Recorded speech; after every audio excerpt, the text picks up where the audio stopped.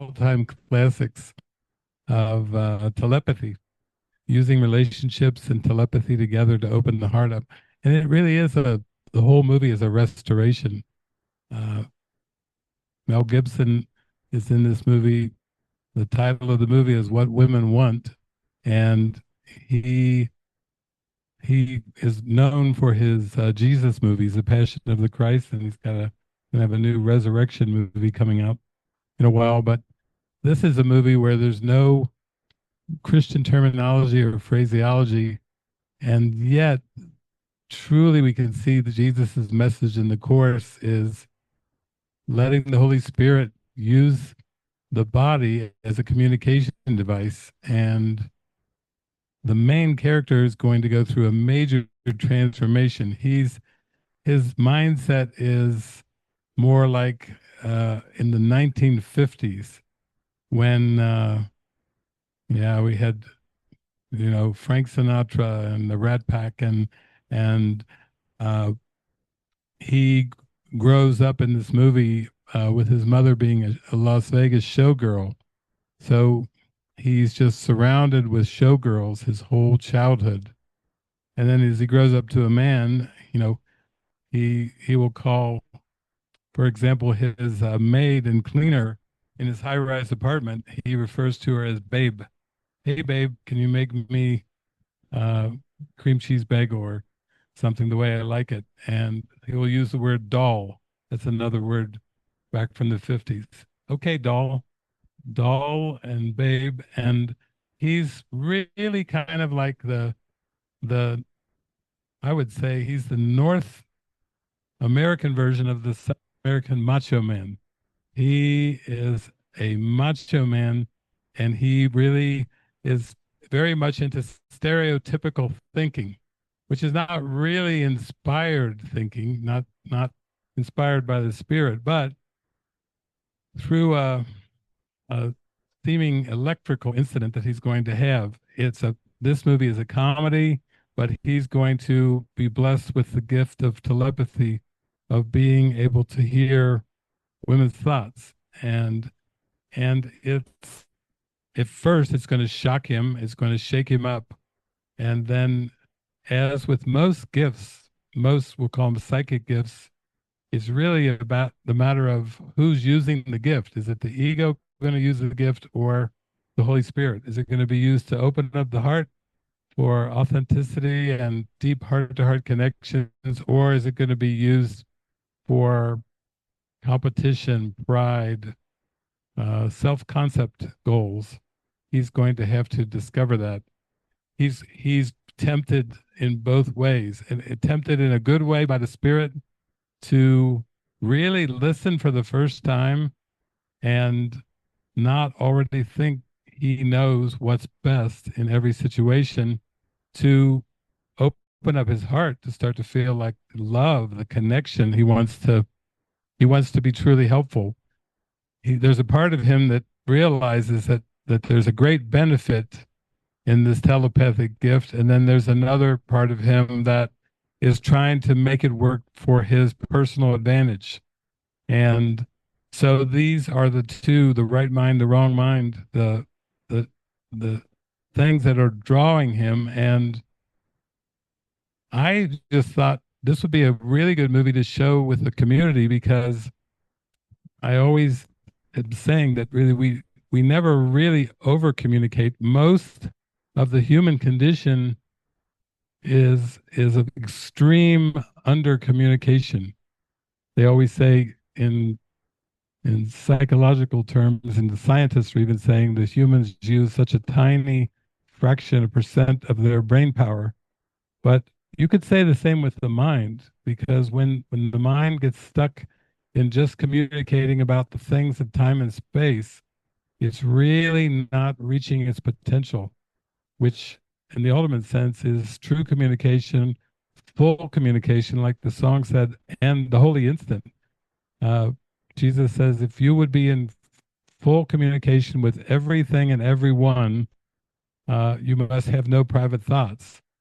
And we all know that this whole earth condition is this whole human condition is a like a stream of of private thoughts of consciousness about time and space, past things, future things, the mind bouncing back and forth between what it considers as basic practical needs, practical desires, practical wants, practical goals, practical outcomes. And it turns out as we go through the mind training with Jesus that basically what the sleeping mind thinks is practical is actually just a dense layer of what he calls idle thoughts. These are thoughts that are meaningless thoughts that the mind is caught up in believing that they're real and they're meaningful. So there's not really true intimate connection of the mind because the communication is so based on the world. It's all egoic communication. And when Jesus says, get in touch with what the thoughts that are crossing your mind, he's basically saying also that this condition that you think you're thinking, these are not real thoughts. And when your mind is just filled with streams and streams of ego thoughts, it's actually blank, he says. So what seems to be a mind full of busyness thoughts is really blank because those thoughts have no reality or content at all. They're just a cover over the real thoughts, the divine thoughts, the thoughts that we think with God. So you can see in this movie, he's going to be, we'll see him in his original state where he's very judgmental, very critical, very condescending.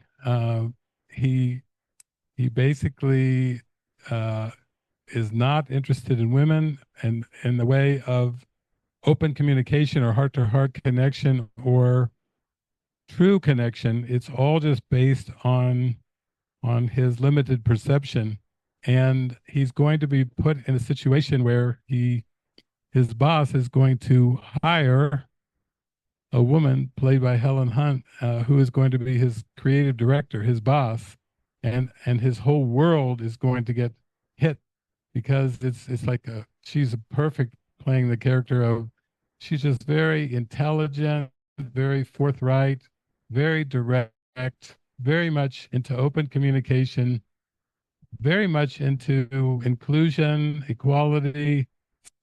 She has a lot of characteristics that are like inroads to go much deeper towards holy relationship.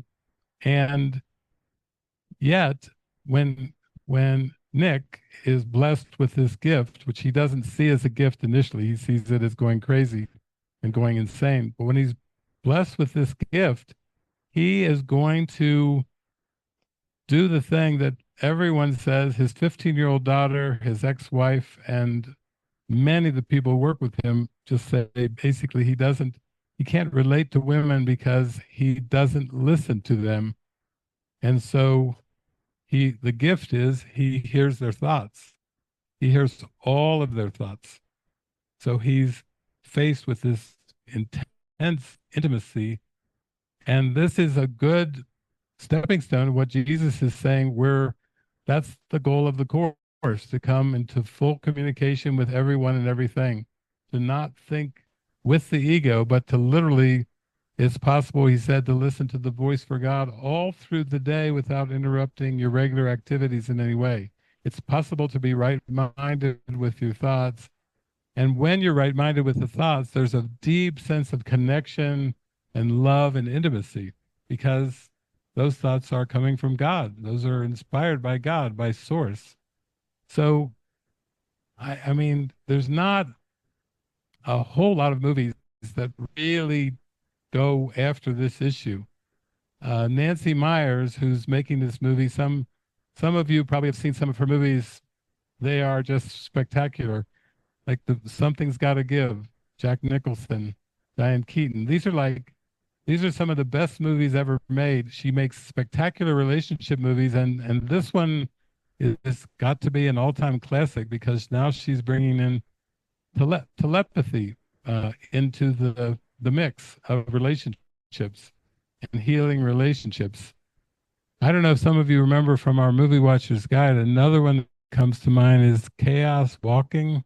Or you remember that one? That was on a planet where there didn't seem to be any women at the beginning of the movie, and um, basically the men had you could see their thoughts, but it was just streams and streams of private thoughts, and they were very guilty and very shameful and very embarrassed about these thoughts. So because Nick's going to have this gift where he's going to be able to pick up every woman that he meets, even if he's in a crowd, he picks up hundreds of their thoughts, like a giant collective of thoughts.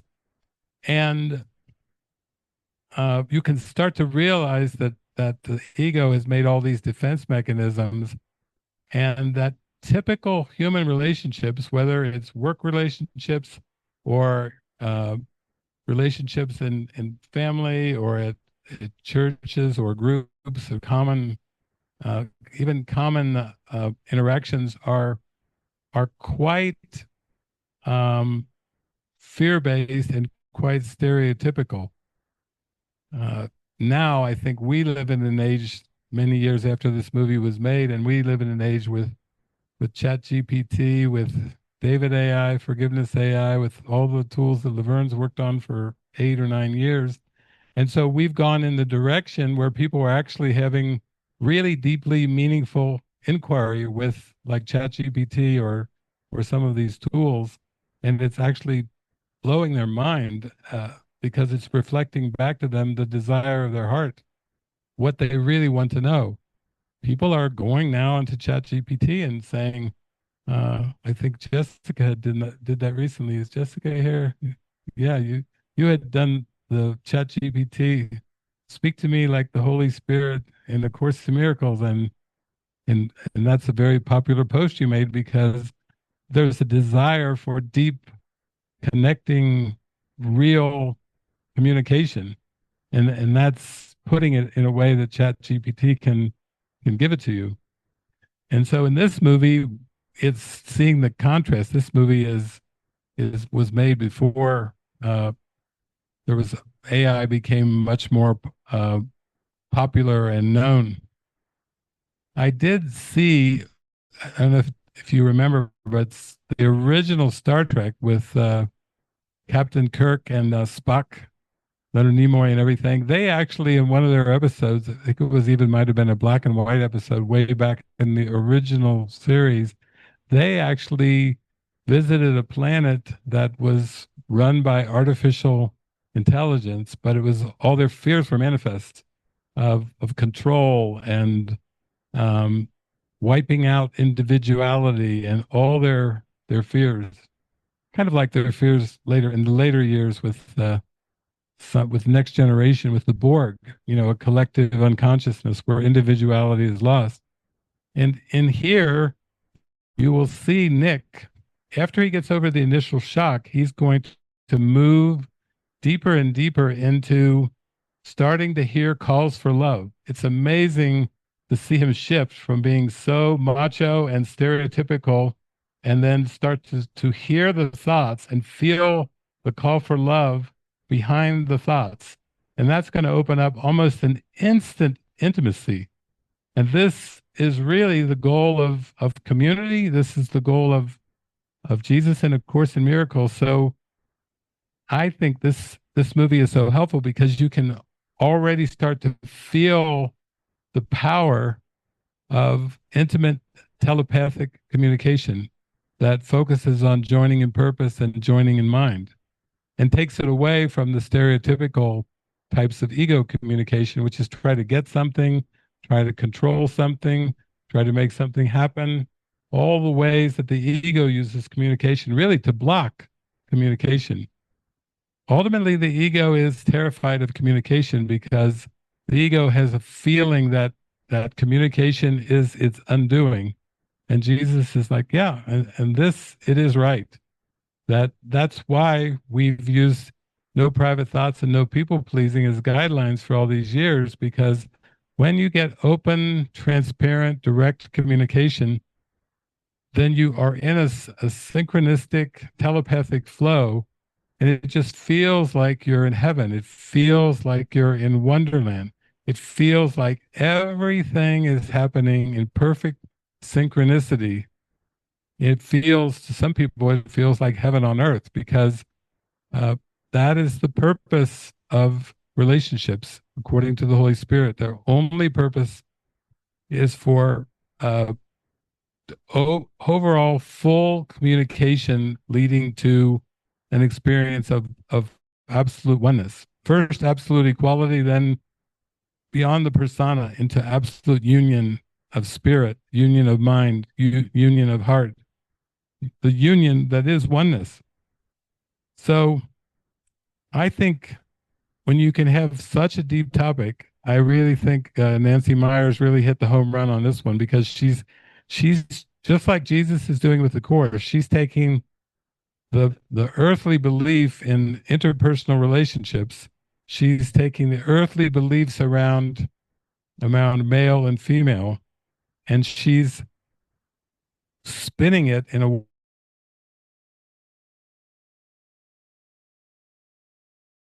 into a state of mind that starts to see the value of open, direct communication, and all the way through to the end of the movie. It's an enormous character transformation with Nick from beginning to end. And I think, if we used to do a lot of teaching based on clips, but if you were ever traveling and you had your little hard drive of clips, you could take a bundle of clips from this movie if you were going to teach connecting and really joining in a deep heart to heart way, because that's really what everyone is looking for. Um, Recently, Marina and I were on a call. She joined me on a call with Javier and Fatima over in Spain, and they are doing the same thing. Their next workshop is going to be calling, I think it was Disarming Cupid. Cupid is, Eros and the arrow, shooting the arrow in the heart, and to find the special one and get the special one for all eternity. And that they're doing a whole thing on disarming Cupid. And this movie is literally, it's disarming everything that Nick believes about himself and everything that Nick believes about relationships. He is, when he's looking at a woman, he is in conquest mode. He is trying to get something. He is trying to conquer. He is trying to win something. He is trying to dominate something. He even the way he talks to women, to the house cleaner, babe, can you get me a bagel? You know, the way he speaks, the way he acts, it's quite condescending. And then suddenly, with this gift, he experiences communication in a way that he never has before. And it's just astounding to him. He's just absolutely astounded by what communication could be and what communication is. And so it, first of all, is a huge affront to his self concept. But as the movie goes along, he starts to see, my gosh, this is wonderful. This has huge benefits. This is worth my heart. This is worth my energy, my effort. This is worth it all. So it's kind of like the famous movie, Family Man, where Nicolas Cage, has the angel uh, come to him and basically says, "What do you need?" to Nicolas Cage's character, and he says, "I don't need anything. I have everything." And then the angel goes, "Oh, this is going to be so good." Starting off with someone who believes they have everything. In this movie, Nick kind of feels like he's, he's kind of like in the old 1950s mentality. Frank Sinatra, got the world on a string, sitting on a rainbow, got the string around my finger. What a world, what a life. I'm in love, but there's still control with that string. And he's still playing what he feels like is the good life based on control. on his worldview of everything. He thinks he's living the good life, and he has no idea of how limiting his perception is. But the telepathic experience, the gift that's going to come in, is going to be huge. It's just going to be a huge heart opener. So I'll pop in from time to time. But in case you haven't seen this movie or you haven't seen it for a while, this is one of our all-time classics with its telepathic mechanism to take us into the heart.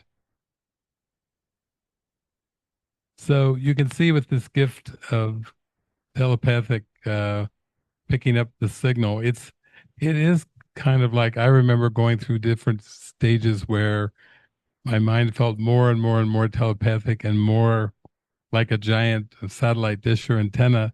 And the shocking part of it for him is he's aware of the stream of consciousness, but he's aware of all the judgments. So he's not just accustomed to the judgments that are normally running through his mind, but he's aware of the stream of judgments that he's picking up. And that is shocking and overwhelming to him.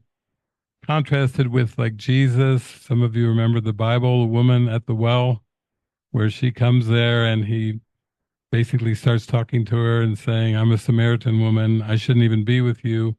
He basically hears all of her thoughts, but very softly, the Holy Spirit uses the telepathic connection in a very helpful way, which is call your husband.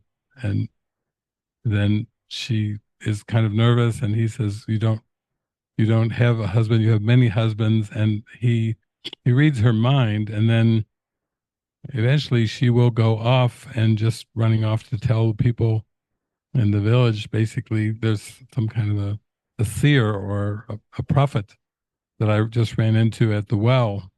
Some of you also remember the scene where he's with a group of Sadducees, I believe, and then a woman comes in and she's got oil to put on his feet. But when she bends down to put the oil on his feet, then he picks up the thoughts of all the Sadducees who were like, ah, look, he consorts with this kind of woman, and he certainly can't be of God because of the kind of woman. If he knew who she was, that they know her as a prostitute or whatever, a woman of the night, and putting oil on his feet, he can't be a genuine prophet because he would never allow such a woman of low standing to do this, put the oil. But Jesus had said, read her heart. And basically, when he opens up the private thoughts to the whole group, they're very much astonished.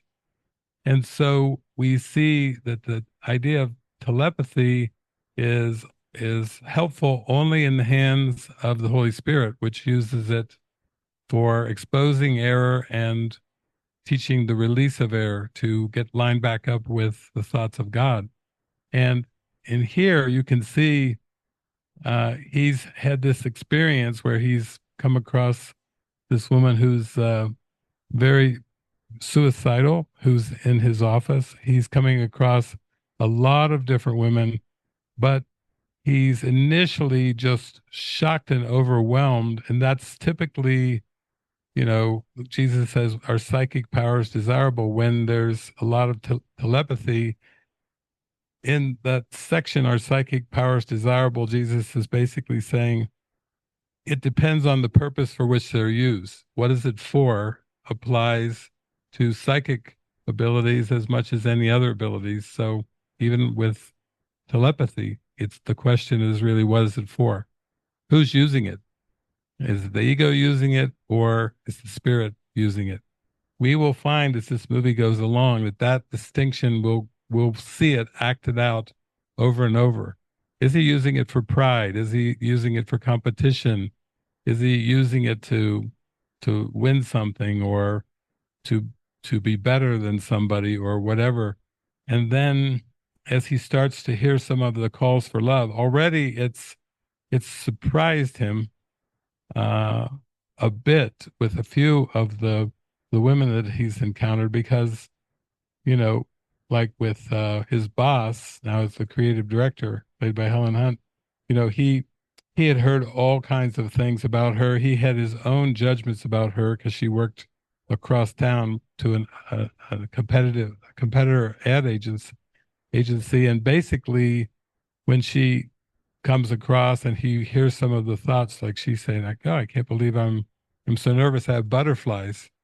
You could see the shock on his face because he's already said she's a bitch. And now he's hearing her thoughts and she's like, "Ooh, I can't believe it. I've got butterflies. Feels almost like my first day of school or something." And you can see it's already affecting his perception because there's a contrast experience.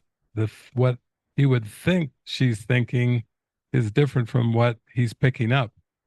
So he's starting to be introduced to his perception is not so accurate.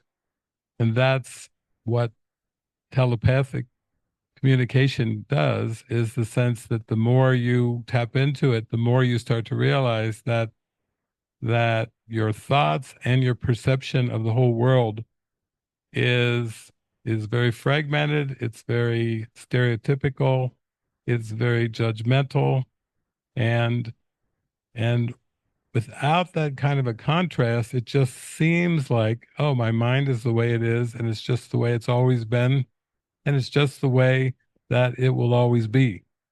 So the mind is so convinced with the fragmented perception and the stream of judgmental thoughts that it's just feeling like this is just who I am. These are my good points, my bad points. These are my strengths. These are my weaknesses. I like these things. I don't like these things. I like these people. I don't like these people. I'm attracted to this, but I'm not attracted. I'm repulsed by that. It's just consciousness. And the mind is convinced that the thoughts that it's thinking are real thoughts. And then it also is convinced that the world it's perceiving through the five senses is a real world. And what Jesus is saying is, my thoughts are images I have made. So the thoughts I think, and the world I think I see are actually identical. He's teaching us that there's no external world. What you're perceiving about everyone, everything, including yourself as a person, is a stream of consciousness that is just ego thoughts. It has nothing to do with reality. It's not really true thinking, and it doesn't even exist. He says, your mind, you think you're thinking real thoughts, but your mind is really blank, meaning you aren't really thinking at all. This is what Krishnamurti was, a very famous teacher. Krishnamurti would not use the word ego, but he would say, let's talk about thought. And then he would do very much like what Eckhart Tolle does, is he would say thought is the problem, because in his terminology for Krishnamurti or for Eckhart Tolle, they're talking about thought as being the same as ego. So thought's the problem. Krishnamurti is always teaching the problem is thought. It's not what you perceive is happening. Nobody's doing anything to anybody. Nothing's really going on, but thought. He's meaning ego, thought is the problem. And then he'll say, let's go into this very deeply. Like, the problems you think you have are not really the way they seem to be. It's just what you think. Your thoughts are the problem. And Jesus says in the Course, I can be hurt by nothing but my thoughts. So, so what Jesus is showing us in the Course is that it's a thinking problem, and it's based on the ego belief system, which is generating all of these thoughts. If you had an aquarium in your house, and there was a big aquarium, and there were fish swimming in it, and there was a pump at the bottom of the aquarium, and that pump was turned on and was producing bubbles, all those bubbles are ego thoughts, and they're running through the water, and they're hitting the surface of the aquarium, and they're popping. That's like the top of consciousness. Those are the thoughts that you're aware of. When they reach the top of the aquarium, they're just bubbling. They aren't real thoughts. And Jesus says in the Course, you're not aware of your real thoughts because you are only aware of these unreal stream of thoughts. The Krishnamurti will go on to say that's why society is the way it is. He's very clear that society, what we call society, which seems to be an actual thing that's happening in the world called society, is a product of thought. In his terms, it's a product of ego. So there is no actual society. There aren't really people out there that have thoughts of their own and minds of their own. Nobody's thinking anything about you. If there's a concern about I don't like what people are perceiving in me, or I don't like what people think about me, or whatever. The assumption is that there's a real set of people, a real society that is external, that's thinking things about the mind, and there is no external thing. Everything that's perceived, every culture, every scenario, every situation, every person, every group of people, everything is the product of the ego. It's a projection of the ego. So in the end, there's only one of us, and that one of us is either sleeping or waking. And Jesus says, what does it matter the contents of a dream? One either sleeps or awakens. He's basically saying everything that's perceived is equally false, is equally unreal. And yet you're picking and choosing and judging all these unreal thoughts, and you're making hierarchies out of them, and you're arranging them in terms of preferences, in terms of likes and dislikes. All of that seems to be part of the human condition, is simply ego judgment.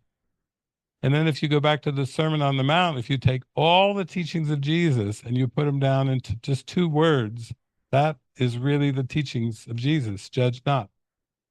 He's saying, as we've said before, it's not that you shouldn't be judging, it's that you can't. You're attempting to do something that God didn't give you the ability to do. Therefore, you don't know God, and you don't know yourself as the Christ, because you're caught up in a predicament of judgment. Now, the Holy Spirit, what Jesus says in the Course is, the Holy Spirit can use what the ego made. So the Holy Spirit can use all of these judgmental thoughts and symbols in a way, and that example is A Course in Miracles. It's a book that uses words, which are symbols of symbols twice removed from reality, but in such a constructive way that he's saying the Course itself isn't consistent, because nothing in form is consistent, because it's all a projection. But where these words are pointing is towards clarity, towards stillness, towards constancy, towards continuity, towards alignment. And he's saying you just have to use this Course as like a springboard to spring your mind back into the real world, where you just think only the thoughts you think with God. So that's what the mind training is, to see you're the dreamer of the dream, and none of the thoughts that you dreamed up are real. You're just dreaming it, but you're not an object of the dream. You're not a character in the dream. So in this movie, he's first shocked, absolutely shocked at this gift. In fact, I don't think he would even call it a gift. He would say it's a curse. You can see it on his face. He's frightened. He feels like he's been cursed with something. He's overwhelmed. He's startled. He feels it's an offense. It's an affront. And what is it an affront to? It's an affront to Nick. He's got this self-concept of Nick, which wasn't so looking at women in a very positive way at all. And suddenly now he seems to be hearing all their thoughts, like they're in his mind, and in a way that they never were before. And it's like very confronting. A lot of times people don't really realize that Jesus is saying, you're afraid of your thoughts. You're terrified of your thoughts because you're terrified of the power of your mind. And you believe you've misused the power of your mind so grossly with these thoughts that you think that you're terrified of the power of thought. You're terrified of the power of the mind, and that's why you're terrified of the Holy Spirit. Most people who study the Course, they say, well, my biggest problem is I've worked with the Course for 15, 20 years. I've been practicing the lessons and everything, but I don't hear the Holy Spirit. And Jesus says in the Course, it's very rare. It's very rare to hear the Holy Spirit directly. And even those who hear the voice directly cannot transmit the messages.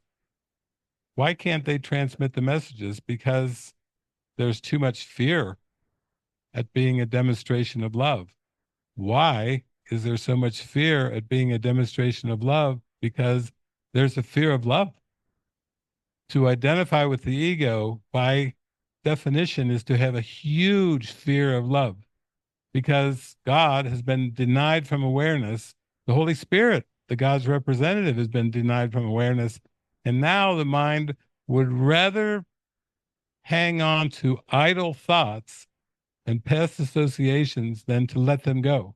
It feels safer with the idle thoughts than it does with the real thoughts. It does not want to hear the Holy Spirit's voice. It does not want to be 100% intuitive. It really believes it's better to be analytical and judgmental than to be intuitive. That's the belief. The world's upside down and backwards, and the mind is terrified of these thoughts because of the power of the mind. The power of the mind represents the light, and the ego, the sleeping mind that believes in the ego, is terrified of the light. The ego is the belief in sacrifice because it's the belief in death. So for human beings, it seems like that's a big let go, to let go of these private thoughts. For what? The big unknown. What? I'm going to let go of my private thoughts and my personality self for what? The big question mark that nobody knows about? The scary unknown. Because what the mind doesn't know, which can only know God, what it doesn't know, it judges against. So that's why you may have noticed on this planet, there's either an extreme atheism, there is no God, or there's a hatred of God, or there's a love of God who judges people, punishes people, and condemns them to hell. Well, but that's a beautiful set of options, but you can see all of those are the fear of God, because all of those are holding on to the belief in the private thoughts and the fear of the power of the mind. When they hear things like from all kinds of teachers that the world's just a manifestation of thought, on one hand, they read the book The Secret, they watch the movie The Secret, and they say, well, if it's possible, if the world's just thought, then I can manifest. And then there's a whole philosophy on manifesting more things, more stuff, more of a better self, more money, more something. And basically, the problem with manifestation is everyone's like, yeah, manifest, manifest. I'm going to manifest like Sai Baba, going to manifest jewelry, going to manifest, manifest. But the flip side is, what about that war? What about that disease? What about that pestilence, that tsunami, that that hurricane, those hundreds of thousands of people that were wiped out with that? That's where the scary part comes in. They want to manifest the good things, but not the bad things. Because if you manifest the bad things, then it's guilt and shame, like a direct misuse of God's power, a direct miscreation. So that's why thought is diminished, and the ego doesn't mind if you emphasize behavior, and it doesn't even mind if you talk about your thoughts, as long as you believe that they're ineffectual. As long as you believe you're a human being with little ineffectual thoughts that don't relate to any other person and certainly don't relate to the cosmos. Even back in the 60s, I remember people used to lay in the grass and look at the clouds and do cloud busting. They would try to use their minds to move the clouds around. And that was a cool thing to do in the 60s. But the fear of the mind is the fear of the power of thought. So in this movie, we now see that already in this boardroom situation, the first time he's together with everyone, other than the first introductory talk that his boss did, he's under pressure to come up with something that would be a good pitch for women, and he picks up the thoughts of this woman who uses Advil, you know, to fake like she has an orgasm, or fake pretend in a pretend way. And then he comes up with this idea like he's going to cleverly use what he picked up from her thoughts to make brownie points with the boss. And then even confronts the woman about her thing of faking it and everything, which she totally denies.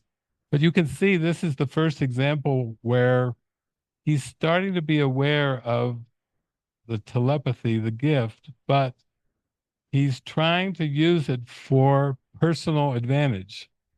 He's trying to use it to look better in the eyes of the boss. And this is our first example. We'll see many examples of whether it's for the spirit or whether it's for the ego, because the gift itself is not the gift. It's just another psychic ability that the Holy Spirit can use or the ego can use. If the Holy Spirit uses it, it opens the heart up, it brings a greater connection and intimacy and a greater expanded love. If the ego uses it, it just reinforces the personal identity, the pride, and the self-concept. So in every moment where there either isn't a reinforcement of the self-concept or a letting go of the self-concept. The reinforcement is the wrong mind and the letting go is the right mind. That's the range is set between those two purposes. And it just gets deeper and deeper. This is just the beginning of, if you think you've seen some comedy now, Nancy Myers has just got you in the door. Now she's ready to really crank it up. This is a very funny movie because she's going to go back into the mind. She's using this movie to get back into the mind, into the psyche. And that's the goal of A Course in Miracles, to put you in touch with your mind, with what's going on in your mind, with what's going on with your thoughts and emotions. And then you can choose again. Then you have the power to actually choose a different purpose. Huh. So clearly with that scene, he makes every attempt to get rid of the gift. And when he thinks he got rid of the gift, he looks up and goes, "Thank you." And oftentimes psychics will go through phases with the connection, and then they either misuse the gift or some version of they don't want the gift. When I first went to China, Francis and I were going around. We had two people, and one of them was going to be our organizer for a whole tour of China, and her name was Shage. And I remember doing a Course in Miracles gathering and everything, and then Shage came to me. She was going to be our organizer, and she said, "Could I do a one-on-one with you?" And when she did the one-on-one with me, she had extreme anxiety and shame and fear. She wanted to expose it all because she said, "I used to be able to hear Jesus's voice very clearly and very directly, but I lost it. I feel like I've lost the connection. I cannot hear Jesus again the way I heard Jesus." And she had tremendous anxiety with her. And but anyway, I just kind of joined with her and prayed with her. And after the prayer, I said, "It's just you just have a block based on what you believe, but it's not true." And then the next day, I saw her before the tour was beginning, and she goes, "Thank you so much. It's back. I hear Jesus." But it was, there's again, we come back to the point I was making a little while ago. There's such a fear of thought. And above all, there's a fear of the voice of Jesus and the fear of the Holy Spirit because of the ego belief in sacrifice. the belief that if I follow my intuition, I'm going to lose something, and I'm going to lose something important and valuable. I'm not going to be me anymore if I listen to this voice. It's not just lose something in form. I'm not going to be me. I'm going to lose my identity if I listen to this voice. So there's tremendous, tremendous resistance to listening and following because of that. And he's just at the point now where, like, when he walked in on his daughter, with his daughter making out with her 15-year-old daughter, making out with her 18-year-old boyfriend, he quickly turns his head away. His Nick the dad reaction is, I don't want to, I didn't see that, I didn't hear that. And then he picks up all of the thoughts and about the prom, don't mess this up, where's my bra? I mean, everything, he's picking up every single thought, and he's pretty much verbalizing them. And she's like, what? How did you know about the prom? He tries to cover himself. He's very ashamed about the gift still at this point. And that's why he was told he doesn't listen to women, and now the gift is making it so that he hears not only what the women are saying, but what the women are thinking as well. So it's like a huge affront to his self-concept. He is just overwhelmed with it, and now that's why he tried to go through and reenact putting on the finger polish and the doing the eyelashes and going through the whole thing with the dryer and on the thunder and lightning night, because he's desperate to lose the gift. And this is quite common too. Even when the gift, when you start to tune in and become more and more intuitive, the ego, we call it ego backlash or ego whiplash, that the fear of the light and the fear of the voice comes in so strong as a defense. I take it back. Some of you remember the Matrix. There's um, there's Cypher, who's basically saying, "Put me back to sleep again. Uh, put me back to sleep again." He wants to go back into the Matrix. Put me back to sleep again. He does not want to see what he saw when he was around Morpheus. He was around Morpheus, the teacher, and Morpheus showed him what was going on with the whole world. And all Cypher could say was, put me back to sleep again. I want to be someone rich or maybe famous, maybe like an actor. You know, he he literally names his idol image of what he wants to be because he's so frightened of what he saw through Morpheus teaching him that the Matrix wasn't real and the Matrix was a distraction. So this movie is showing it out. Now, if he has tremendous embarrassment around his 15-year-old daughter, because not only does she speak a lot of her thoughts, like, oh yeah, you're trying to be a dad, she speaks all of her thoughts. She does not hold them back, but her thoughts as well are very offensive to him, to Nick, because it points out that he doesn't really have a connection or a relationship with his daughter. And he feels really bad about that. He has a very, it's not like she's a daughter at all. He doesn't see her in a way that there's any kind of love or affection, true affection or connectedness.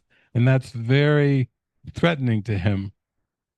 And now he's going to start to realize that even the waitress at the coffee shop, he's going to start to hear her thoughts, and that's going to start to change his perception of her, his perception of his boss at work, his perception of the woman at work who is suicidal and has all these suicidal thoughts and self-depreciating thoughts and unworthiness thoughts. You can see what a gift the telepathy really is for him, because it's something that the Holy Spirit can use to change his perception of himself and everyone else. It's like a major tool. And in that sense, Jesus is talking about that when he talks about the holy instant. He's saying, if you would If you would want to enter into the holy instant, you must want full communication with everyone and everything without exception. He's teaching us, if you want to enter the holy instant, you want to see everyone as a perfect equal, and then beyond that, it's just there's only one of us. And he's teaching that every time you believe you can hold on to private thoughts and private minds, it blocks communication.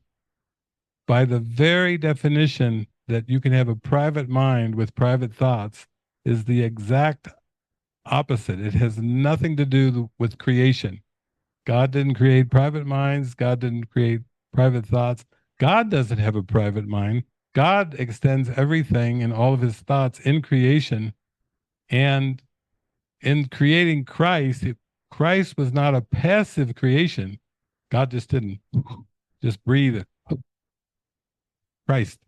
It was like it was everything was given in creation, and then it required Christ to give a telepathic answer to creation, to accept it by saying, yes, I accept myself as a perfect creation. There was an active answer of yes.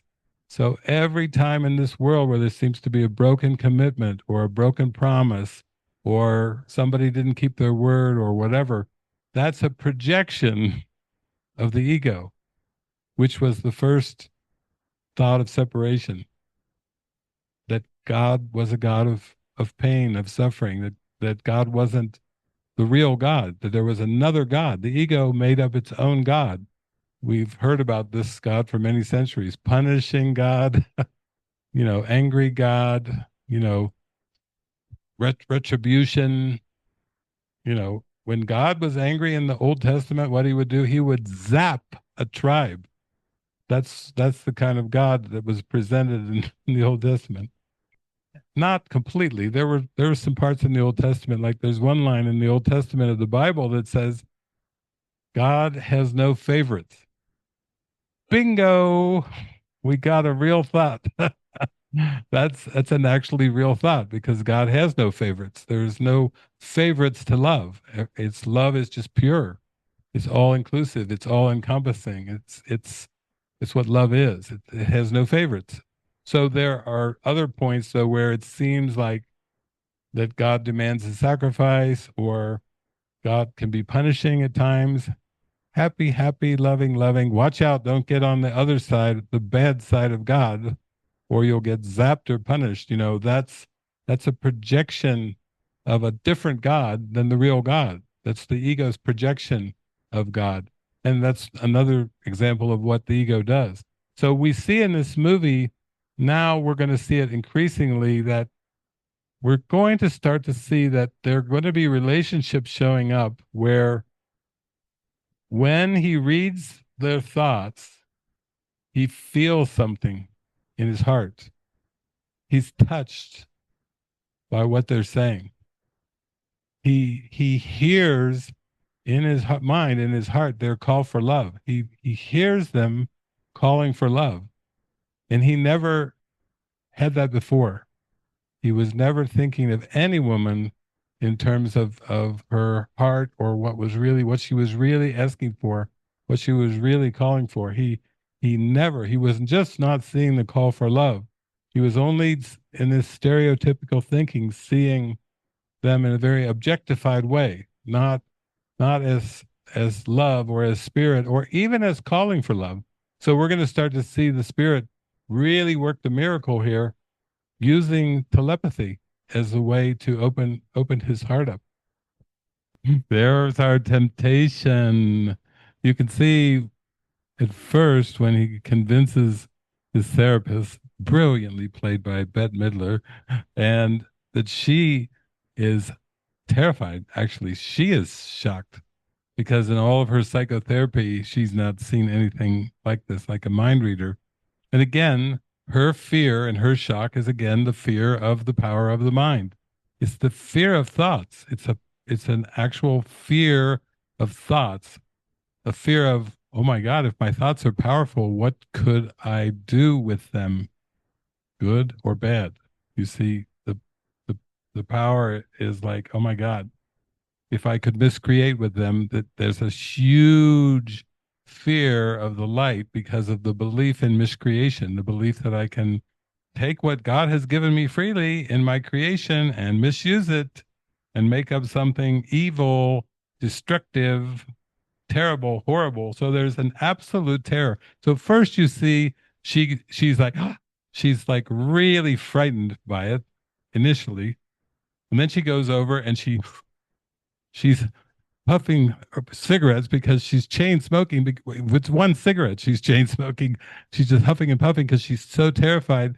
And then it dawns on her, like, oh, but maybe there's an upside to it. And then she comes and say, every woman that I work with, would like to have a man that understands her. This could be the greatest gift.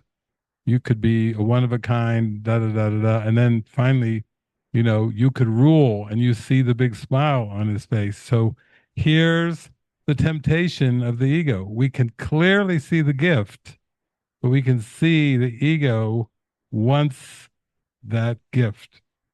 Anything that involves abilities is still just a projection of the ego, because the whole cosmos is a projection of the ego. So the belief that you can read other people's minds applies that there's private minds, and one mind can read other people's thoughts, read private thoughts, read other thoughts.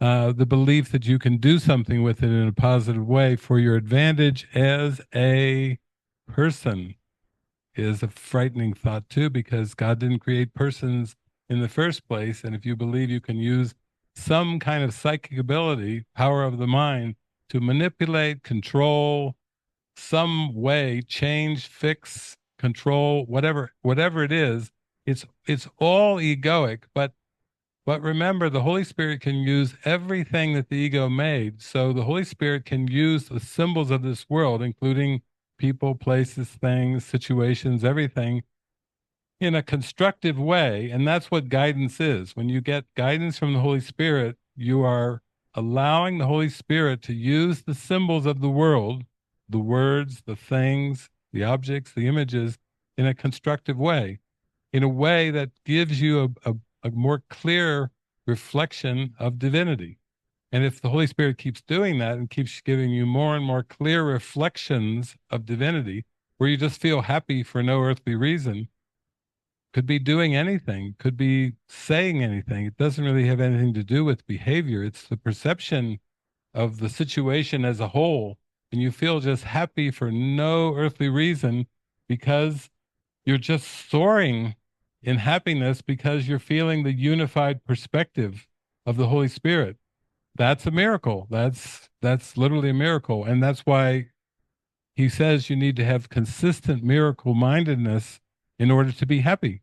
Not miracle as the old days we would think, once in a million miracle, or once in a long time rare miracle. He's saying, no, you need consistent miracles. You need to be consistently miracle minded, consistently lined up with the Holy Spirit. That's your only purpose while you seem to be here on earth, is just to let the Holy Spirit orchestrate time and space.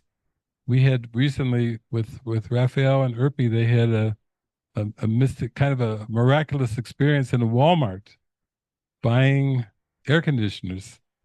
And it was highly miraculous. In fact, a man had just come over to work on a dryer, and then he heard Raphael talking, and he's like, that's what I do for a living. I'm an expert air conditioning installation man, and he's worked in Qatar, and he's like a worldwide expert man and installing air conditioners, and he happens to be over working on a dryer, and suddenly they're talking air conditioning, and then now we had another holy encounter with him today. So there's been these air conditioning miracles. I know Jason's was telling me too. He was having air conditioning miracles up there in Utah as well at the same time. The same day, there was air conditioning miracles going on in Utah and down here. But that's just the Holy Spirit's constructive use of the symbols, where things seem to click, click, click. It was like everything went click, click, click, click, click. And then before I knew it, Raphael was carrying 4 boxes into the office, my office, in preparation for then the next holy encounter. And the day after I leave, he'll come to install them. But that's just like an example of how click, click, click, click, everything can flow so easily. Like there's no effort to it. Like there's no doer involved in it, because it's just the spirit is rearranging time and space, is using the symbols of time and space for like a dance. It's a dance of symbols. There's no person doing it. It's just a dance of symbols for the mind. So here we go. We're going to start to see some big, big changes, because now we can see it up there. If you know what women want, you can rule. And that is the ego tempting him with this gift now. Like, oh, it's not such a negative gift. The ego's like, we can make really good use of this to make you a better person, to make you more stronger, more dominant, more controlling, more of the things that you want, you believe you want to be based on the past. We can use it that way. And now he's going to have to face that. And that's what everyone has to face when we practice this mind training. Okay. So you can see initially when he goes in there, the question with every situation, the question we encounter, Jesus is just saying to us, what is it for? What's the purpose? What's the purpose of this situation? What's the purpose going in there? And he's clearly going in there now with this idea to read her mind and use it to his personal advantage. And when he first comes up to her and she just smiles and she looks at him, she's completely still. She doesn't, what a beautiful holy encounter. She's just encountering him in her office, and she's just gazing into his eyes, and she's perfectly still. And he's waiting and waiting for her to think something, because he wants to hear her thoughts, because he wants to take advantage of her thoughts. So you can see Nancy Myers has made a movie now where she's taken us off the screen with these scenes, and she's taking us into the mind. Because, everybody remember that movie Violet? Wasn't that an amazing movie? I talked about Chaos Walking, but Violet was absolutely spectacular, because you could not only hear the thoughts, but they were actually throwing words on there too. So it was like layers of telepathy, visual word telepathy and audio telepathy. And you can see here he's going in there, but he's doing it to hear her ideas, so he can use her ideas to, in this case, impress his boss. He's trying to win his job back with the use of telepathy. And now, even now, when the assistant comes in and says, Mr. Marshall, your daughter is on line 1, we will see that he will try to even use the situation of talking to his daughter to impress his boss. So if you ever are traveling and you want to do people pleasing clips, this people say, what is this people pleasing anyway? I don't know what people pleasing is. Here's a scene where he's using the telepathy of what she's thinking, and then he gets a call, and immediately the ego will try to use the call as an opportunity to impress or fool the boss to think that he's a cool dad, when in fact it's manipulative. It's still trying to put on a show to try to make an advantage, have an advantage. So we'll watch it play out here. So you can see when she's really trying to open up and hear and listen and be guided and come up with the phrase or the ad or whatever, she says, let me think, let me go into this. And she goes into it. And then he gets up and goes over, and then he kind of starts to join in her process of her opening up. And then there's this beautiful interplay where they're both kind of trying to come up with something that will be helpful. And in that sense, it just shows the potential of if the telepathic power and the psychic ability is used to join in a common purpose, in a shared guidance, you can feel the expansiveness and the flow. You can see them both. And then when, you know, the games, no sports, uh, that idea started to come in, then that was like there was a click there. They both were like, "Whoa!" Like she was like, "Did you come up with that, or did I?" Aha! You see, that was that flash of a moment. And this is how guidance works. When you join so together in a purpose, like with the air conditioners, or the air conditioner installation guy happened to be right there. When you're in the place of I'm just here to be truly helpful, when you're in that open, receptive moment, then it's not really who came up with this, you or I. It's given. It's just a given guidance. Jesus even says that about prayer. He says, if two people are in the Song of Prayer pamphlet, he says, if two people are genuinely attuned, they will hear the same guidance at the same time. So Jesus is teaching us this is the key to awakening. It's purpose. It's not a me or a you. It's not who gets the credit for the idea, because there is no who. There is no personal who. There is no person that comes up with the idea and another one who hears it for the first time. There's only one mind, and when we start to tune in and hear the guidance together, then we feel the oneness. We feel the connection. We feel the joy. You could see they were both like pleasantly surprised. They were like happy, and she was a big smile on her face, and she's like, "Who came up with the idea, you or I?" But it actually was a telepathic download. It was a given moment, and how beautiful that is. Then, you can still see that he's going from those moments where he hears the woman who's suicidal, or he hears her thoughts, and he he's he's aware of the private thoughts, but he's also aware of the fears and the insecurities. And again, the decision when you start to become aware of those fears and insecurity is the ego wants to see them as fears and insecurities, because that's what it is. That's how it sees. But the Holy Spirit wants you to just see the call for love. Go right past the private thoughts into what is your brother really asking for? Because what your brother is truly asking for is what you want to hear. What do you want for your brother? What do you want your brother to be truly asking for?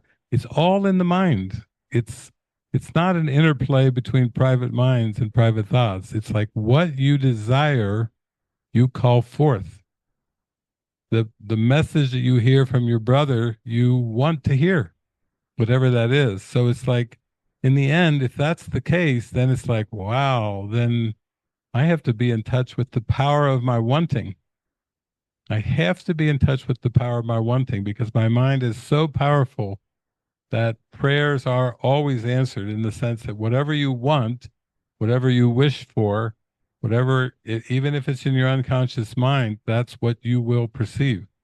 But it all starts with the levels of mind that I have the diagram of that, which the center is prayer or desire. And then everything else proceeds out from that. There's a song from Boz Scaggs, and the line in that song is, "You can't get what you want till you know what you want." That's profound. You can't get what you want till you know what you want. So the real question is always, what do I want? And Jesus wants us to ask that question in terms of purpose in our mind. With every situation, with every encounter, what do I want to come of this? That's rules for decision. Uh, Decide the kind of day you want. And then if you say, if I make no decisions by myself, this is the day that will be given me. That's also the setting the goal section where he's talking about put truth out in front. And when you do put truth out in front, then you perceive everything and everyone as supporting that perception, which is really a unified whole. That's what truth is in this world, is just seeing everything as a whole. Everyone plays their part perfectly because the situation is holistic. It's a quantum way of looking at the world instead of the ego's way, which is, oh, I like your idea, but I don't like yours. I like you, but I don't like you. Oh, wow, we have a great connection, but he's here too. Let's just get rid of him. And then we've got a good thing going on. Two's company, three's a crowd out with you. You know, the ego is always going to take a situation and separate something away as if something could be solved in some other situation in the world. I'll do good if I avoid this person. If I'll do good if I can make contact with this person. This is what I want out of life. So these are the positive goals that I'm shooting for, and these are the ones that I'm going to avoid. And Jesus is saying, you know, you will never be content with that way of thinking. You will only be content when you have truth as the goal and you have truth out front and you want the truth more than anything else in the world. And you perceive every situation as reflecting back your desire for truth.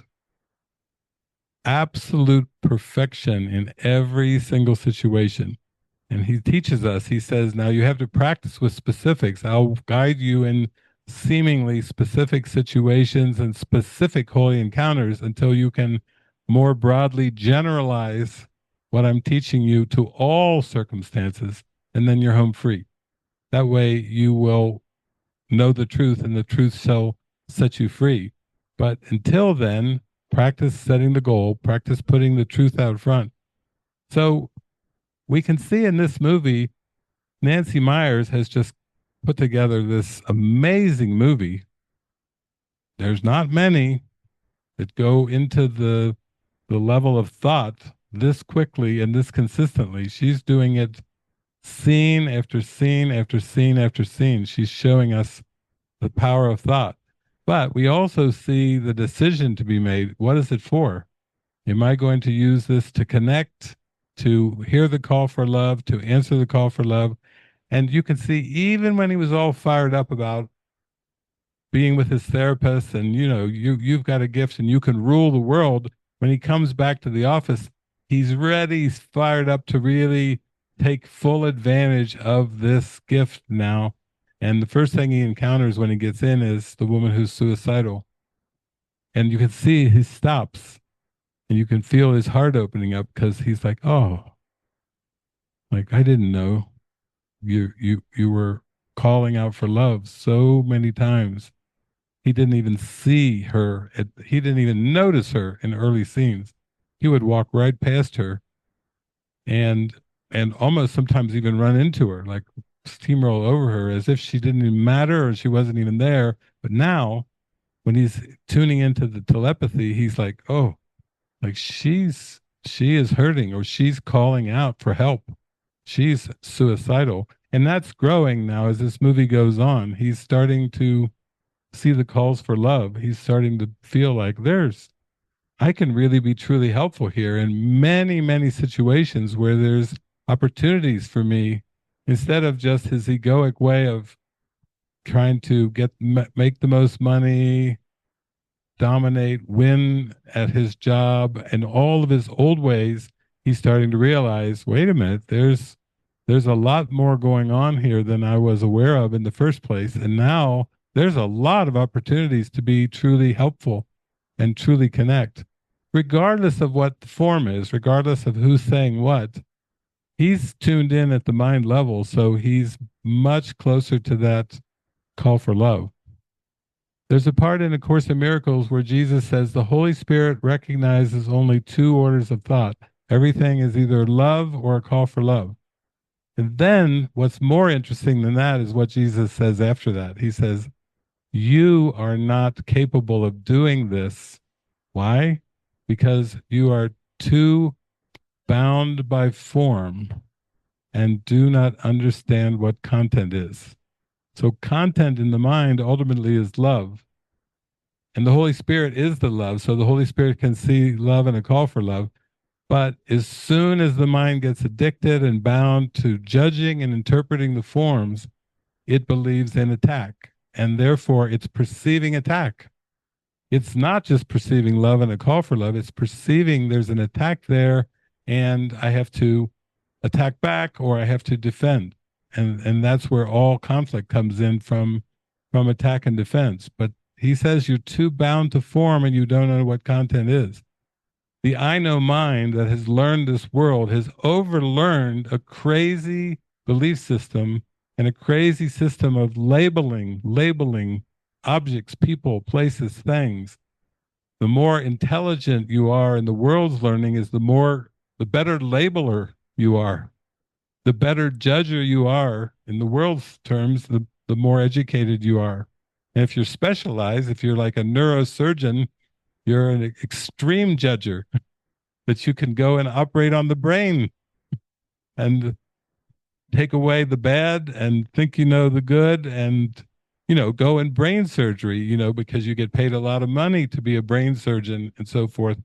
But that's why the world's education doesn't get you there, but intuition does, because the world's curriculum is based on judgment. And the more you judge and the better you get becoming at a good judge, then you get paid more money. And then you think, I can buy a bigger house, I can buy more things. And then you think, I'll get another PhD. I'll become even a better judge. I'll have 2 degrees of judgment instead of 1. And it's just specialization going on and on and on, missing the call for love. That's why Jesus says you have to unlearn everything. Not one value that you hold can be kept hidden. It will obscure your learning if you hold on to one value of this world. If you think you know anything about anything in this world, you're into judgment and you're into specialness. The antidote, the healing correction is, I do not understand anything I see. I think that's lesson number 3.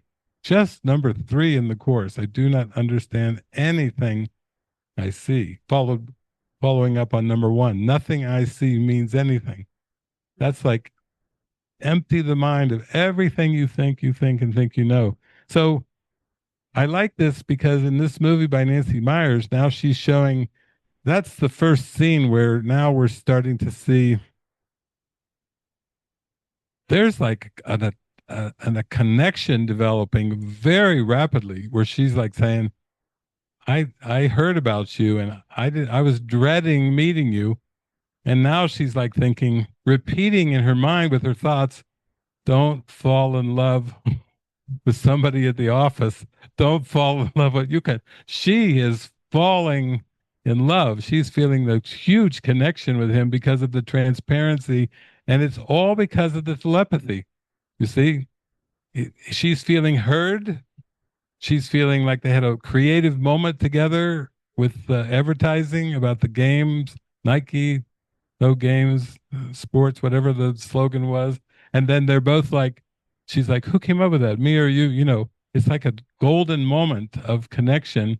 And now, she's had some embarrassing private thoughts and moments, and he's laughing, but on the other hand, little by little, he's starting to open his heart and feel the connection there. And that's how the Holy Spirit works. The Holy Spirit is working through the mind and through the purpose to purify the thoughts and take the mind up in consciousness to the real thoughts, to the thoughts you think with God. And starting to see that the private thoughts don't have an attraction. Still, we see in this movie, he's like this, back and forth. What can I get from her? Oh, that's darling. That's precious. Oh, I feel her heart. I feel the connection. But wait a minute. The goal is to get knowledge from her, to steal her ideas, to get my job back. You see, it's the two purposes in the mind, back and forth and back and forth. Which one is it going to be? Which one will I choose? And Jesus is like, choose me. He's in the mind. Choose me, choose me. I'm here. I'm here. Okay. There it is. Perfect stop there, Wesley. You see, he's starting to feel the connection. He's been going with the telepathy and he's going with the connection and he's having fun. He's having fun with his boss. He's having fun with his daughter. And he would never have taken his daughter shopping for a prom dress unless he'd heard it from his boss. It's all about the dress. It's all downhill after the dress. He's like, really? Like he had no clue. So you can see that little by little, she's just showing in this movie that as he's kind of decided to go with the telepathy, even though he has bits of times that come in there where he's trying to use it for a personal advantage, you can still see that the connections are growing stronger and stronger. He and his boss at late night are laughing. He's reading those thoughts like, I'm so alone. I thank you so much for coming. And when he asked her, she said, I'm okay, I'm fine. And he says, I don't buy it. You see, even then he's tapping into the deeper, what is being called for in this situation. She's calling for connection. And then he sits right down. Oh, she says, I'm sick. No, he pulls his chair closer. You see, he's not trying to disconnect in any way. And he's just being drawn by this desire to connect. And the more intuitive that he is, and the more he just flows with the desire to connect that's underneath the telepathy, you can see how much fun he's having. He's just floating along here now, like it's getting easier and easier. He's with his 15-year-old daughter who he had no connection with at the beginning of the movie, and now he's there enjoying every single interaction. Like if he says he likes this, I'm going to die next. He's joining her thought by thought by thought because the connection is valuable. And it's just an amazing movie for showing that. It's almost like when you read it in the course sometimes about full communication, or even the song that I played at the beginning that Christopher Todd sent to me about full communication, it was like a dance song. You can start to see that this movie is starting to show the value of full communication, the reward of full communication, that there is no point in hiding or keeping in things when your heart wants, the Holy Spirit wants to come through and use every single opportunity as an opportunity to connect, not based on superficial things, not based on worldly goals. If you're doing collaborations, of course things will happen. Raphael and Erpy were collaborating today. Wasn't it this afternoon on a welcome video for all the participants of the mystery school? And some of you haven't seen it yet, but it's got Marina saw it. It was the song Quantum Love, very beautifully, a full version of Quantum Love. The whole song throughout was in 4 minutes and some 5 seconds, 5 minutes, 5 minutes, 5 minutes, whatever it is. You can see that there was all these shots of here, and then I heard Irby was saying, yeah, Raphael said we need more cat shots and you know more animals in there for the welcoming, the vibe of welcoming. And so just the flow together was this vibe of making a welcoming video so the participants get it and go, oh, we're waiting for you. See what we're doing. We're preparing for you to come. It was the words were even coming across. So it was a collaboration, a very joyful collaboration in the afternoon. And that's what he's doing here. He's doing it with his daughter. He's doing it with his boss.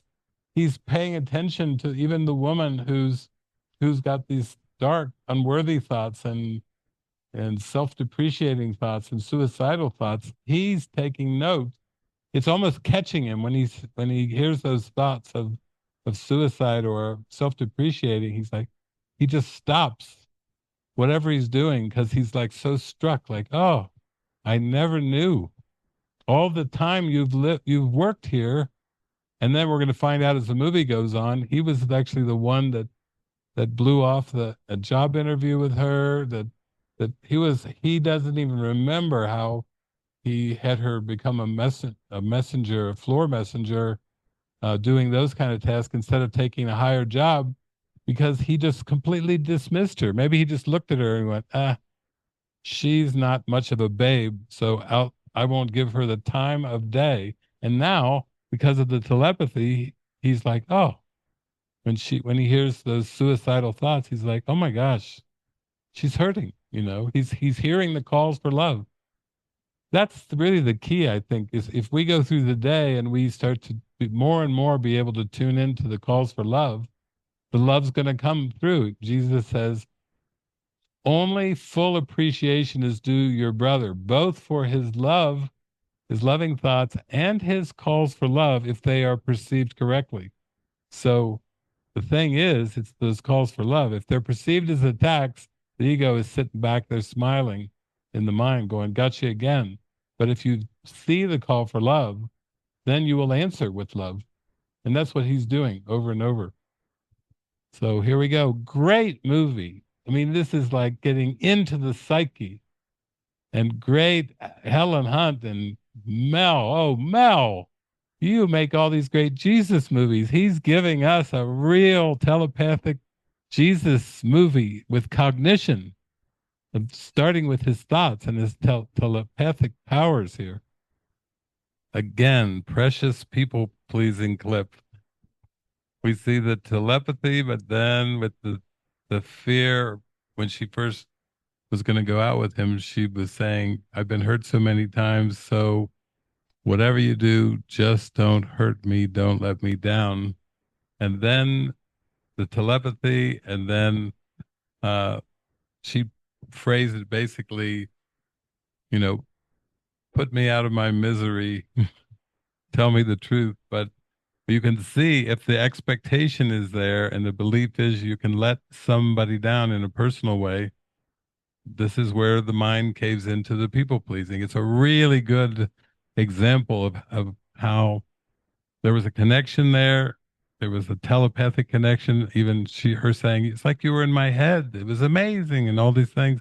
But when it comes down to the people pleasing, the belief that you can let somebody down, guilt in the mind, the belief that you can hurt somebody, guilt in the mind, the common belief that even as children we grow up with, coming running into mom or to dad's crying, screaming,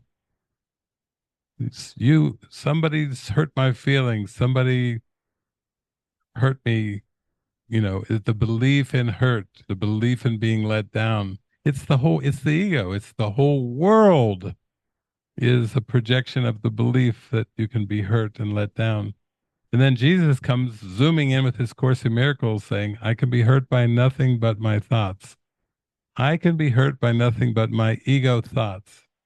I can be hurt by nothing but my attack thoughts.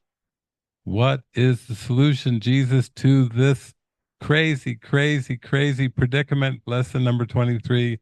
I can escape from the world I see by giving up attack thoughts. What does he mean? He means preferences. He means judgments. He means thinking you know anything about anything. He means judging the smallest nuance in this world positively or negatively is guilt, because you're trying to make what's one illusion into parts and then say some of the parts of the illusion are better and some are worse, including that you can hurt somebody else's feelings. Jesus is teaching us in the Course that if you follow the Holy Spirit, and you follow and follow and become more and more and more and more miraculous, miracle minded, we'll say consistently miracle minded, you come closer and closer back to the light, to the correction, which is I I am one with God. I have forgiven the world. Be of good cheer. 2,000 years ago, I have overcome the world. It's like taking it back, back, back, back.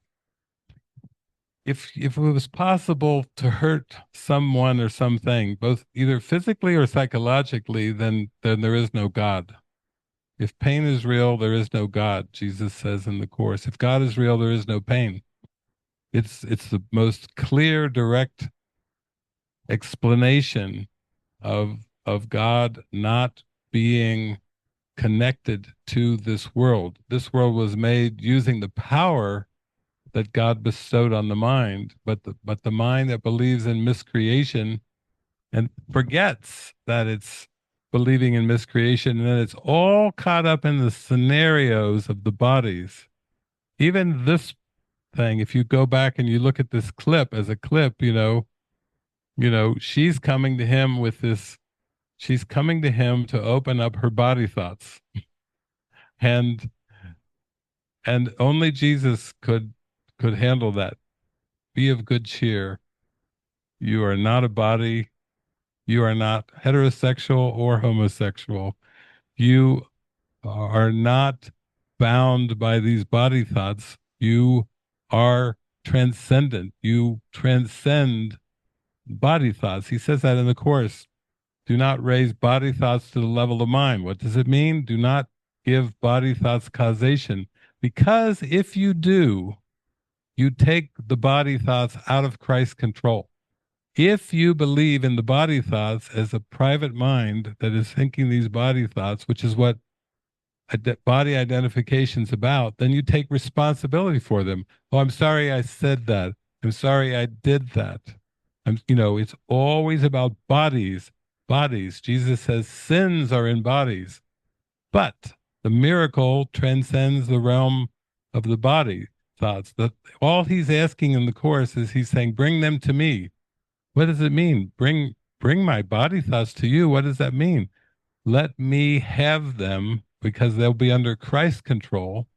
And I will use these body thoughts, which are egoic, in miraculous ways where you will communicate and collaborate and bring joy through the use of these body thoughts.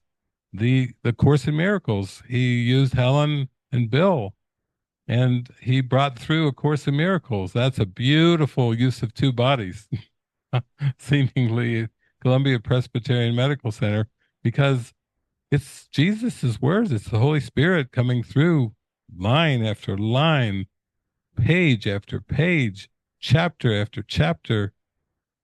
And the whole book is basically channeled directly from Jesus. So that's a really good use of body thoughts, channeling, scribing, Bill comforting, saying, oh, Jesus correcting, saying to Helen, what I said was this, what you wrote was that. And she would even go back and start to edit the manuscript after he had scribed it. And he said, it's not going to work. I said it this way for a reason. And you're going back. She loved to edit things. Even Ken Wapnick said one time when he left a note on her desk that she was on a call. So Ken went in there. He waited for like 10, 15 minutes. She kept talking. So then Ken took a pen or pencil and wrote out a little note to her to slide across from her because she was on a call. And then Helen, while she continued the call, took the note and started editing Ken's note, even on her desk. She was a compulsive editor.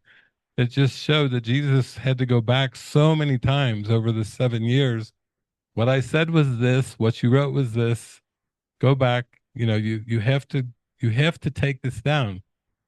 And she resisted. She resisted. And sometimes she tried to even mother him. She tried to be like Jesus's mother. And she would like sometimes talk back to him or even scold him like a mother would. And he would say, I don't need a mother. I already had a mother. You see how what a gentle what a gentle way of addressing that. I don't need a mother. I already had a mother. And then she would buck like a bronco and not take the notes and fight back and fight back and fight back. And then he would wait, wait, wait, wait. Then he would say something very calmly. A good scribe should be under Christ's control. Very soft, very gentle, very direct. I'm dictating this to you. I'm the one who can perform miracles. You're the scribe. You're taking them down. I understand with much resistance. Yeah, we tried this before many times. We got it here. We're going to do it. This time we're going to make it through the whole thing. And there was persistence. But again, that's how you open up by giving the body thoughts over to Jesus and say, he says, give me your body thoughts, give me your attractions, give me your repulsions, and let me use those. Let me orchestrate time and space in a way that will be a blessing to the whole universe, not a blessing for the ego, which has its own goals for every body and every situation. It's trying to use the bodies and the situations to perpetuate its goals, which is to exist. It wants to be real. It wants to use what it made up to perpetuate itself. So this is so good because you can see, in that scene, initially he just had this great heart, this amazing connection with his boss. And then he comes over and he sees her and he sees her, calls her by name Lola, and then goes over to her, and then she pours out her heart, which is really, here's my predicament, and I've got to know, you've got to tell me, are you gay or straight? And it doesn't matter which way he answers the question because that's not the question. What she's really calling for is love underneath there. She just wants love. But he's so afraid of letting her down that he tells her. You could see even on his face with much resistance. Because how did he start out in this movie? As a man's man. Macho, macho man. And you know what's the hardest thing for a macho man to say? I'm gay. That's the hard, those are the words that I'm,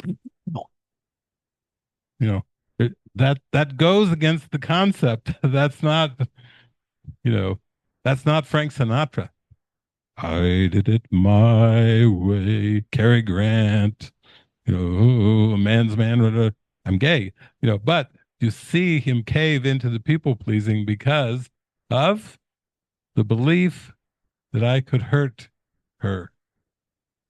And that is where the people pleasing comes in. It's like I would rather lie than tell the truth.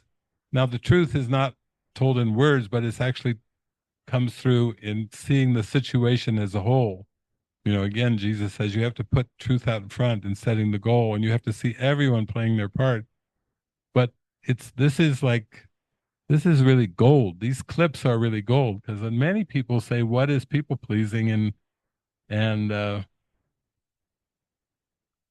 what's the difference? The question I get around the world is that people say, Jesus says in the Course, if someone asks you to do something that's, what is it, incredible or ridiculous or outrageous, if someone asks you to do something outrageous, do it. And then he qualifies it about 100 pages later, do it as long as it won't hurt you or anyone else. So the people will say, what's the difference between people pleasing and doing something outrageous? Because Jesus said I could. He said in the book I could do something outrageous. And what's the difference between doing something outrageous and people pleasing? And again, it's the purpose. As long as it doesn't hurt you or someone else. The miracle doesn't hurt you or someone else. The miracle is a given thing in the moment from Jesus, from the Holy Spirit, that brings a blessing to the whole universe because it's a miracle. It blesses the whole universe.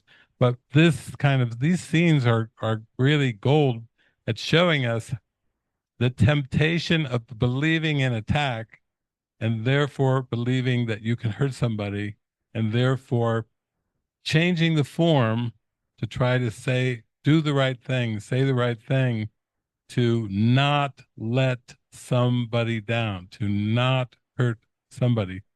If you really look at the Bible and you read the red letters of the New Testament, what Jesus spoke, you can really see he was absolutely uncompromising in his teachings. And he never really backed down, even with the scribes and the Pharisees, even in the temple at the end when he's overturning tables. He was not a people pleaser. And even when he goes to the synagogue and the rabbi's there and his mother is there, and he goes back to his hometown and he goes back to his hometown synagogue, and basically he's going to start speaking about the scriptures. And then when he gets to the part about the Messiah, he simply says very calmly, "This day the prophecies are fulfilled." That's not people in front of mom. He just said the scriptures, the old scriptures of the Messiah are fulfilled. This day they are fulfilled. And right after that, the whole synagogue, most everyone in the synagogue, even his friends are there. Uh, they're just a lot of them are just so furious. And right after that scene, he leaves there, and they literally chase him all the way to a cliff because they're so angry with what he said.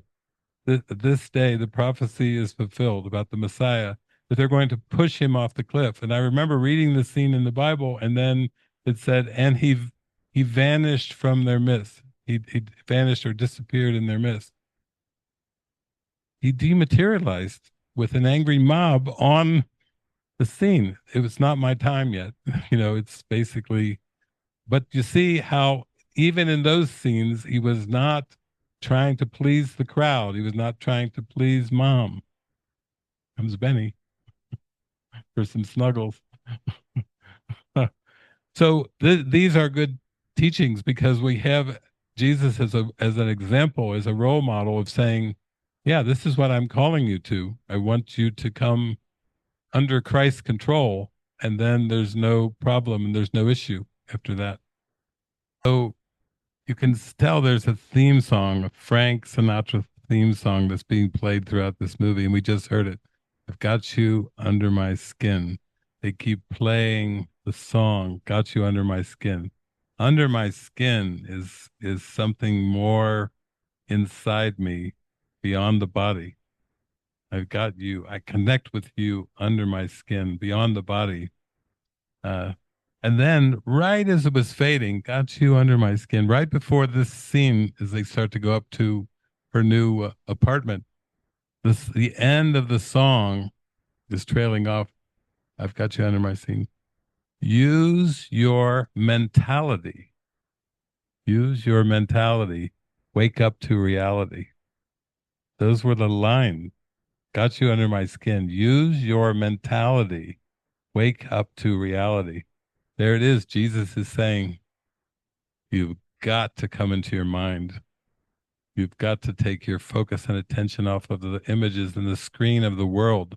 Use your mentality. Wake up to reality. And then you can see they're more and more and more relaxed. And when she said, she was like dancing and coming in with the champagne and swirling and twirling around in absolute glee and delight. And then he's trying to share his private thoughts in a letter. Dear Darcy, he's trying to pour it out. She said, no, this is important. Come with me. Come with me. But he's like, she said, you did so good. He was just so great and everything. And then he said, no, no, no, you did great. You see his attempt It's saying, no, it was your ideas. You did great. And then she goes, smiles, she's in a swirl of joy. We did great. You see, that's kind of pointing again to the level of mind. Like it wasn't him or her, it was we did great. We did great because we let the ideas flow through us, because she's just in such ecstasy and joy. You can see that we did great. Use your mentality, wake up to reality. That's getting into the spirit. That's getting to the swirl of the spirit. I do nothing of myself. It is not I that live, it says in the Bible, but Christ that lives in me. Wow, it is not I that lives, but Christ that lives in me. It's like it's identifying more and more with the spirit, and more with that thing. Like you start to realize nothing is really happening. I remember that call with my friend Javier and Fatima, and at one point Javier was saying, we're just realizing we're not doing anything." And he said, "Well, what's that feel like for you?" And he said, "It's the realization that we're not really making any of these decisions at all. It seemed to be decisions in the world and life. We're not really making any of the decisions." And then Fatima was like all happy because she was like saying, "Yeah, it's like it's like you start to realize that you're just perceiving it, you're just watching it, but there aren't any decisions involved." They started talking about this realization that in the end you don't have to make any decisions at all, and that's what Jesus is teaching in the course. In the end, he's saying you will learn that you have to decide not to decide. Decision in terms of the world is the addiction. The belief that you're making real decisions every day, where to go, what to do, those are all body thoughts. There's nothing to do with reality. All body thoughts. And Fatima was like, it's like sometimes we just go and we just sit and look and watch, and we think, I don't have to make a single decision. Just just falling back and basking into the beingness, into the moment, falling into the present moment, falling into it where there's no need to decide. You see, that's the end of guilt. You see, that's the end of struggle. That's the end of conflict. Falling into that state of mind. It just is. That's what he means by accept the atonement. It's not like there's a real thing going on there. Accept means it's already there. It's already happened. It's not something you have to make happen. You don't have to make your way back to heaven. You don't have to be a good person, or be a spiritual person, or be anything in form. You just have to let go of this idea that there's something to decide. And that's the teachings of Jesus, is you, in the end you have to decide not to decide. I think Eric, you're there, Eric, at the monastery. There's that song that you like so much that you sent to me. Don't decide, make no choices, and you'll finally get it right. It's the name of the song is Don't Decide. It's a beautiful song. It's a beautiful meditation. Don't decide, make no choices. Drop, drop into it. Feel the presence of that. There's no guilt in that state of mind, because guilt always comes from the doer, the belief in the doer that you've done something wrong or that you've done something right. Pride is the belief you've done something right. And that's just as harmful to the mind finding peace as doing something wrong. People don't understand that doing something right is just as sneaky as doing something wrong. The ego tries to teach us there's a difference, because it made duality, it made form, and it made the opposites, and is saying, oh, you need to do more of the good and less of the bad. Jesus says everyone on earth always is counting what their good things are opposed to the bad things, and hoping that they end up, by the time they die, they've reached the angel Gabriel, that they've got a bigger list of the good that's better than the bad. People are striving to use duality to overcome guilt. And Jesus is like, you will never overcome guilt with duality. You have to see the impossibility of the duality before you can realize reality. The impossibility of duality, the possibility of multiplicity. What a great opportunity we have with planet Earth to see beyond the veil of multiplicity and duality and see the singularity of one mind, unified mind. Okay, we're rounding third, heading for home. Lisa said it's an all-nighter. Here we go. Lisa is racing around third base. She's going for home. And here we go. Surprise movie. Okay. Let's bring it home here. So you can see once the angel appears, once he the gift is taken away, then he's given first the opportunity with Aaron to just show up and to be truly helpful. You know, like that prayer, I'm here only to be truly helpful. I'm here to represent him who sent me. Don't have to worry about what to say, what to do, for he who sent me will direct me. So here he goes. He breaks in. The cat pushes the door open. He's got now the cat leading the way. He goes all the way back to her bedroom. And then he just, he's kind of in that surrendered mode now after he discovers that he can't read her thoughts. Then he has to be very intuitive. It's like that lesson, I will step back and let him lead the way. He's surrendered. He doesn't need that gift anymore because he's in the surrendered mode of being truly helpful. And then how beautiful he he says how she says how but how did you know, after he says I didn't want you to hurt yourself. How did you know? He just says I sensed it. So he's just letting the Holy Spirit pick his words now. He's just giving the Holy Spirit picking his words. And then you can see with his next assignment was with the daughter, because he gets the call from his ex-wife, and basically she's saying, she's in at the prom and she's heartbroken and everything. And he comes in and she's like, that's not why I'm here. She's kind of push him away. And then he intuitively, again, he's in such a helpful mode that he intuitively goes into the stall right next to her and right away takes the toilet roll to give her for her tears. You can see how intuitive he's become now. Not the macho man. He's like really being used in purpose. And then the more she goes on, the more, he tries to counsel her. And she said, stop, don't interrupt me. You see, I will step back. And he doesn't interrupt her. He lets her emote the whole thing.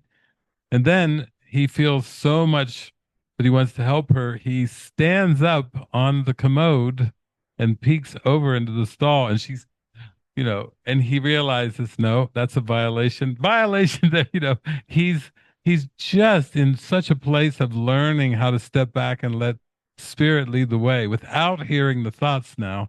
And then she's like, Dad, so right away, he realizes what he's done. He goes back down, and then he just counsels her and lets her speak everything until she finally comes to the realization, yeah, that boy wasn't worth it. And then she says, take me home. And then he takes her home and she calmly goes to sleep. Everything dissolves and dissipates.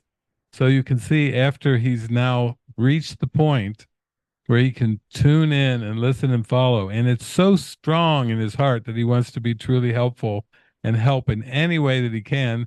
Here come the opportunities, first with Aaron, then now with his daughter, 15-year-old daughter, and now he's ready to go, because he's been trying to reach his boss, who's been fired because basically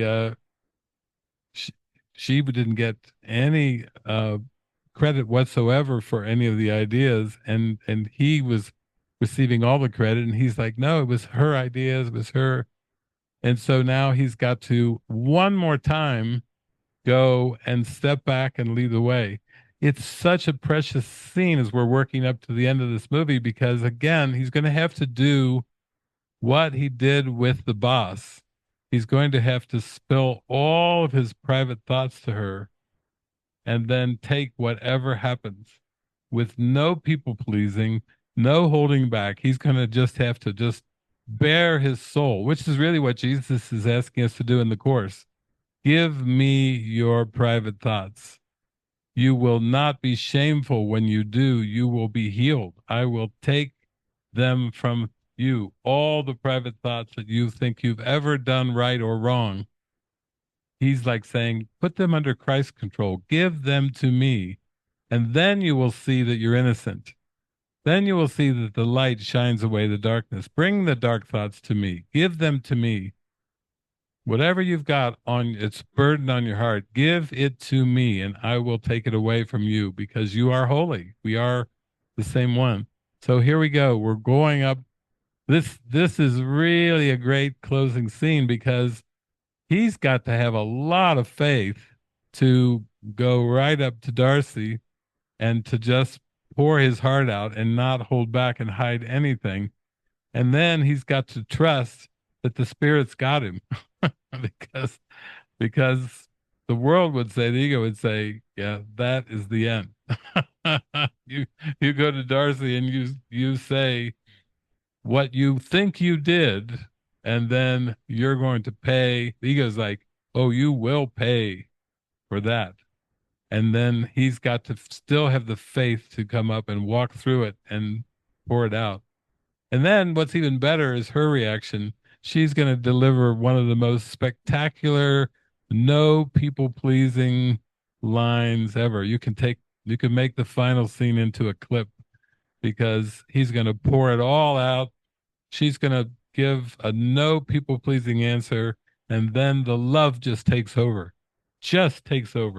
the whole scene, just proving that love and innocence is reality.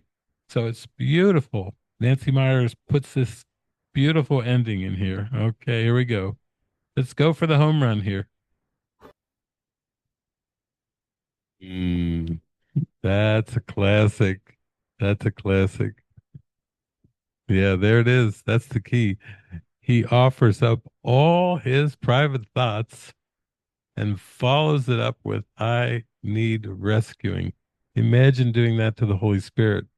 Just offering all private thoughts up to the Holy Spirit and saying to the Holy Spirit, and I need rescuing.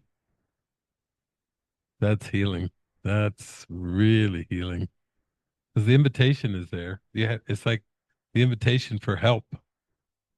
Help me in my mind. Take this from me. I will not hide this anymore. I won't protect this anymore. I won't deny this anymore. Take this from me. Help me.